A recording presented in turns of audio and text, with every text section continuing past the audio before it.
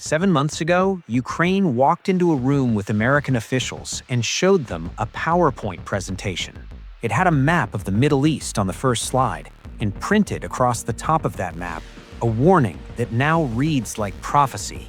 Iran is improving its Shahed one-way attack drone design. The presentation outlined a plan to build what Ukrainian officials called drone walls, networks of interceptor systems positioned in American military bases in Turkey, Jordan, and the Persian Gulf states, specifically designed to stop mass Iranian drone attacks before they reached American soldiers. The Ukrainians had battle-tested the technology. They had the operators, they had the numbers, they had everything America needed. All they asked for in return was weapons for their own survival. The Trump administration dismissed the Ukrainians. 7 months later, Iran's inexpensive Shahed drones have been linked to the deaths of 7 U.S. service members. 2 U.S. officials told Axios that snubbing Ukraine's offer ranks as one of the biggest tactical miscalculations by the administration since the bombing of Iran began February 28th.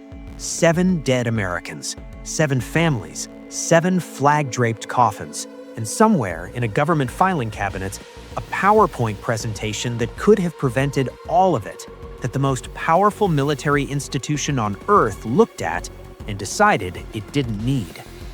This is Putin's nightmare, and I want to explain exactly why. Iran is launching hundreds of Shahed drones, as many if not more drones than ballistic missiles, to wear down the air defense systems of Israel, the United States, and their partners across the Middle East. The Shahed 136 costs between $20,000 and $33,000 to build. The American interceptor missiles used to destroy them cost several $million each. Iran spends $20,000. America spends $4 million. Iran does that math 1,000 times, and America's missile stockpiles begin to hollow out. That is not a military exchange. That is an economic bleed. As defense analyst Dara Massicot of Carnegie Endowment wrote this week, if you were planning a war against the original purveyor of Shahed drones, and you were surprised that Shaheds are numerous and difficult to intercept, you have not been paying attention. Ukraine had been paying attention. For 4 years, every single night. Russia was churning out 2,700 Shahed-type drones per month by mid-2025. Ukraine could not fire $1 million Patriot interceptor at every one of them. There were not enough missiles. There was not enough money. So Ukrainian engineers, Ukrainian soldiers, Ukrainian 22-year-olds working in muddy fields outside Kharkiv built something the Pentagon had not built: a layered, low-cost system for killing Shaheds at a fraction of their own cost. Ukraine mass-produced interceptor drones priced at approximately $1,000 to $2,000 each, piloted by operators wearing first-person view goggles, crashing their drone directly into the incoming Shahed before it reaches the city behind them. Ukraine also deployed networks of sensors and microphones that recognize the acoustic signature of the Shahed's lawnmower-like engine sound and alert interceptor teams in real time. Not satellite systems, not billion-dollar radar arrays, microphones listening to the sky. Because when you are fighting for your survival with limited resources, you innovate or you die. And Ukraine chose to innovate.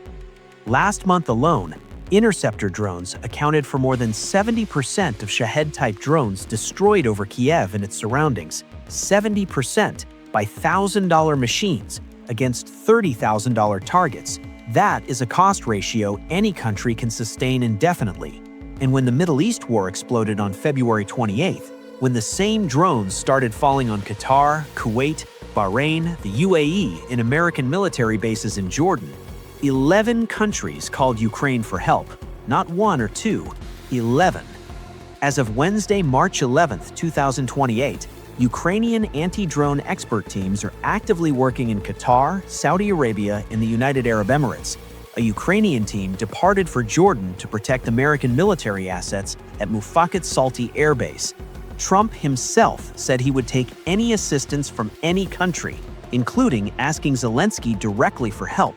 The President of the United States asking the leader of the country his own administration was pressuring to surrender for military assistance in the same week. That is not irony. That is history moving so fast that the contradictions cannot keep up with the events. Now here's the detail that makes this Putin's nightmare, not just an embarrassment, a nightmare. Zelensky confirmed publicly that Ukrainian specialists found Russian components inside the crashed remains of Shaheds Iran used on its Gulf neighbors. According to multiple people familiar with American intelligence reporting, Russia has been providing Iran with information about the locations and movements of American forces in the region. Russia gave Iran upgraded drones. Russia gave Iran intelligence on where American soldiers are. Iran used both to kill American servicemen in the Gulf, and America called Ukraine to stop it. The complete circle. Russia armed the weapon that Ukraine is now being paid to dismantle in the Middle East by the same America that Russia has been trying to fatigue and divide for 4 years. Putin watched Ukraine walk into that room 7 months ago with a PowerPoint and a warning. He watched America dismiss it. He calculated that American arrogance and Ukrainian desperation would keep the two countries at arm's length indefinitely. That calculation is now in ruins. Trump's own sons announced a new business venture to supply the Pentagon with Ukrainian drone technology. The EU's top diplomat, Kaja Kallas, chaired an emergency meeting of EU and Gulf foreign ministers to discuss scaling Ukrainian expertise across the entire region. The Pentagon and at least one Gulf government are in active talks to purchase Ukrainian-made interceptors at scale. Ukraine, the country Putin launched this war to erase, is becoming the defense technology partner of choice for the wealthiest military spenders on Earth. Its engineers are being flown to Riyadh. Its operators are sleeping in Jordan. Its $1,000 drones are protecting American lives that million-dollar American missiles could not protect alone. Putin wanted to destroy Ukraine's identity, its confidence, its place in the world. Instead, he handed Ukraine 4 years of combat experience against the exact weapon his ally Iran would use against America. He built Ukraine into the world's foremost authority on the defining military technology of this decade. And then, as if to complete the humiliation personally, he provided Iran with the intelligence that got Americans killed, which is the precise reason America finally said yes to the Ukrainian offer it dismissed 7 months ago. History records its cruelest ironies without commentary. It simply notes what happened. And what happened this week is that the country Vladimir Putin sent 100,000 soldiers to erase in 72 hours, sent its own soldiers to protect Americans in the Middle East from a weapon that Putin himself helped build. That is not a footnote. That is the whole story. So tell us, does Ukraine's role in defending the Gulf finally change the political calculus in Washington on support for Ukraine? Leave your answer in the comments below.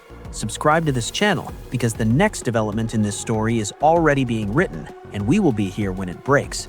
Thank you for watching.